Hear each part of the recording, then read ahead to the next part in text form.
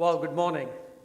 Uh, I think it's quite an honor to speak to the hardcore experts of the whole semiconductor and the electronic industry of India, particularly given the new initiative to make things in India. So this morning, what I'd like to do is to essentially talk about two things which may generate some new ideas. So if you make things, I think the two questions that sort of come to my mind is what do we make and whom do we make it for, right? So, if you want to win in soccer, people always talk about running to where the soccer ball will be as opposed to running to where the soccer ball is. So sometimes in India, I do see a little bit of confusion in terms of trying to do things and do things where things are, as opposed to maybe looking a little bit forward. Because anytime you have a policy or trying to do anything, it takes time. And so I think anything we can do collectively to think about where things will be, I think is very useful. So I thought maybe what I would do is to give you a little bit of historical perspective and trying to project where things will be. And so my background is, I grew up in India. 73 is when I graduated from IIT Madras and went to Canada, did my master's, taught for a year, did PhD, and then moved to Boston in 1984. So I've been in Boston now for the last 30 years or so. I did a whole bunch of companies, most of the companies in telecom, some in semiconductor, some in energy. And so I've been in technology for a long time. And for the last 10 years, I've been pretty fascinated with using the similar approach to social entrepreneurship. And so I come to India fairly often now, maybe 3-4 times a year. And we have this initiative in Hubli, which is about 400 kilometers from Bangalore, between Bangalore and Pune. And it's been a fascinating experience for me. Just like Bangalore is getting to be the Silicon Valley for technology entrepreneurship in India, Hubli is turning out to be the Silicon Valley for social entrepreneurship. The big difference being technology entrepreneurship happened in Silicon Valley, and then it came to Bangalore. In social entrepreneurship, actually, Hubli is turning out to be the Silicon Valley for social entrepreneurship. And in fact, 4 years ago, we took that concept from Hubli, and we're doing it in US now. So we call this the Social Innovation Sandbox. So we have this big initiative in Hubli, and then we have one sandbox in US, and then one in Canada. So it's very interesting as to how much innovation and entrepreneurship there is in India in all sectors. So, if you go back 30, 40 years and look at who was the technology relevant for, technology was probably relevant for maybe 1 million people in the whole world. In fact, when I graduated in 1973 from IIT Madras, even though I majored in computer science, I'd never seen a computer, right? So the computers were for a small group of people, 1 million people, and it was mostly for themselves. Most of the effort was in building a better computer, a better semiconductor chip, and so on. Over the next 10 years, maybe it spread out to maybe 10 million people. But it was still mostly engineers doing things for engineers. And then maybe it went up to 100 million, and then 1 billion. But now it's pretty much all the 7 billion. When I started in telecom, the state of the art was 300 bits per second on a phone line.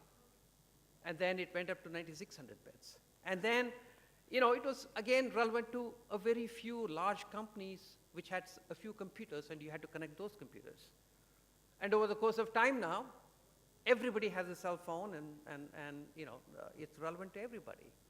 So I think in terms of whom do we develop the technology for, there'll always be sort of this very high end of the technology that you develop for people to make even better technology. But also there is a huge opportunity to develop these technologies for lots of people, right? So So there's going to be opportunities everywhere. And so figuring out where we use the technology is, I think, is the biggest opportunity in the world. And if you look at the world, you can maybe separate the world, the 7 billion people, into maybe 2 billion and then the 5 billion.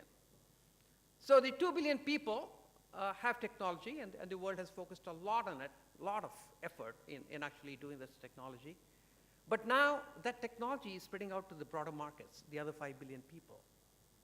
And people see a huge amount of growth in that part of the segment. In fact, I've been on the board at MIT now for 15 years, and we have a Deshpande Center there for technological innovation, so I'm very deeply involved with a lot of the stuff at MIT. And just 2 weeks ago, we had 10 MIT researchers come and spend 2 weeks in Hubli. So what was their interest? Their interest was, there's a lot of nanotechnology now that you can use for diagnostics, and you have heard things for blood testing, and you're doing chips for microfluid channels on the chips to do diagnostics, drug delivery, all these things. But these people were very interested in soil testing. And the reason why they came to Hubli is because they really want to understand what the customer needs are. A lot of the farmers in India, maybe 1% of the farmers get their soils tested. And even when you have to test the soil, you have to take the sample, send it away to a lab, and maybe 2 weeks later you get the results. It's a little too late. And so these kids, young researchers, have developed this little paper strip where you can take the soil, dissolve it in the water, and just dip it, and then you get your results instantly. So they really wanted to understand what these farmers really need, because a lot of the technology so far for the farming has been developed for these very large enterprises where you farm maybe 5,000, 10,000, 100,000 acres at a time. And so just like you talk about Internet of Things here, which seems to be a big part of the theme, there is technology for lots of things. And the huge advantage I see in India is the fact that the customer base is right here for the next 5 billion people. There's freedom to operate. There is technology. There is a lot of knowledge. People are getting very good in terms of being entrepreneurial, being innovative, being able to do business plans, coming up with sustainable models, and so on. So you can actually start using the technology in a very innovative way. So we do need fabs, PCB manufacturing, all those things. But even more than that, I think we need to sort of really start thinking about where do we use this technology?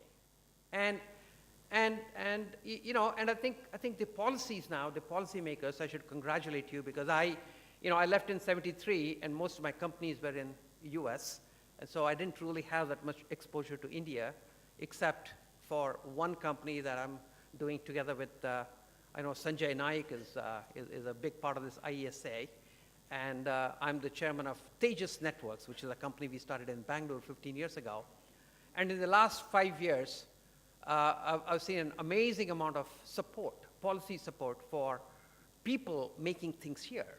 Because if you really want to develop companies, you need access to markets, you need access to customers, because unless you get to build some volume, it's very hard to build a business.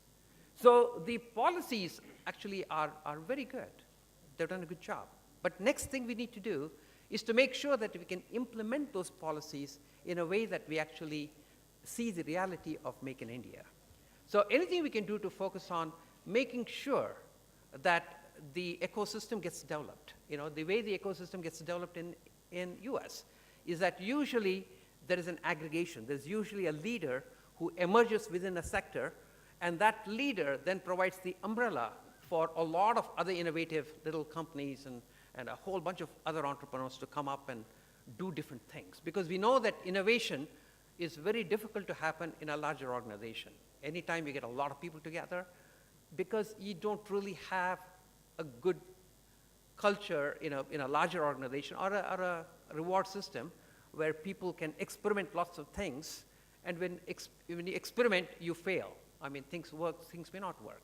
So you need a combination of an umbrella plus a whole bunch of activity of little things happening which will sort of really feed into that thing.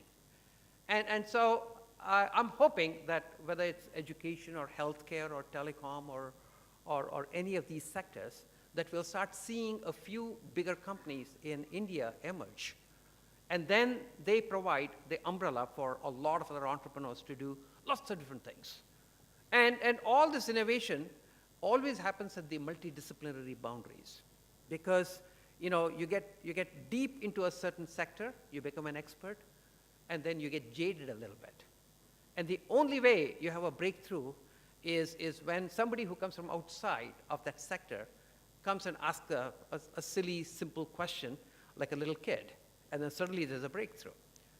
In fact, if you look at the Cancer Research Center that MIT just built, we have a combination of civil engineers, electrical engineers, a biologist, biological engineers, mathematicians, all of them working in the same building, and they're all working on curing cancer, right? And it's amazing to see that interaction where people come together. So I think it's very important. I know we have a lot of educational principles here, engineering colleges. We tend to, first of all, leave alone separating engineering from medicine, from music to something else. Even that needs to come together. But even within engineering, we tend to be very siloed in terms of civil and mechanical and electrical and computer science and so on.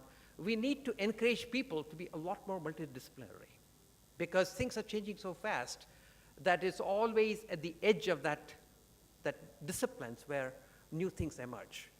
And so where are these semiconductor guys working these days? In MIT. A lot of them are working on drug delivery systems.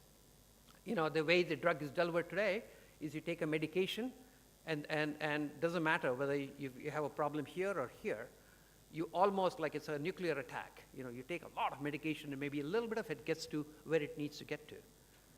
Could we have medication delivered so that exactly it gets delivered where it needs to get delivered?